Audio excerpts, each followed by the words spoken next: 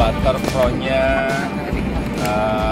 Sungai Kapuas yang juga sambung dengan Sungai Landak yang sudah 3 tahun ini kita kerjakan dengan provinsi, dengan kota Pontianak, dan tadi kita lihat hasilnya rumah yang dulunya membelakangi sungai sebagian sudah mulai menghadap ke sungai, sehingga kita lihat semuanya rapi, mulai dihijaukan. Kita lihatlah nanti setahun 2 tahun ini akan langsung perbedaannya kelihatan. Kurang dikit yang kita kerjakan. Apakah juga model pemukiman di sungai ini akan kopi? Enggak, kita yang ngerjakan 4 ya.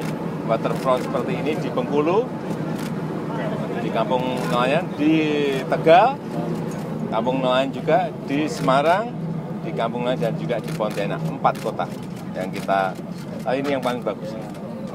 Paling bagus, paling panjang. Kedepannya untuk daerah lain apa juga akan Rampungkan dulu yang ini. Nanti untuk ada contoh, ada model baru yang lain. Ya. target kapan Pak selesai? Target selesai. Tahun ini Pak? Hah? Tahun ini? Mungkin maksimal tahun depan lah. Plus anunya ya, hijauan, plus penataan apanya, toko-toko dan lain-lain. Karena nanti ada juga pekerjaan di gubernur, pekerjaan di wali kota, semuanya bersama-sama. Ya. Kalau pembersihan sungainya sendiri gimana? Kalau untuk sungainya sendiri ada harapan untuk dibersihkan atau Udah bersih gitu. Oh, catat ya coba. coklat atau apa? Hah? Coklat. Coklat tapi bersih.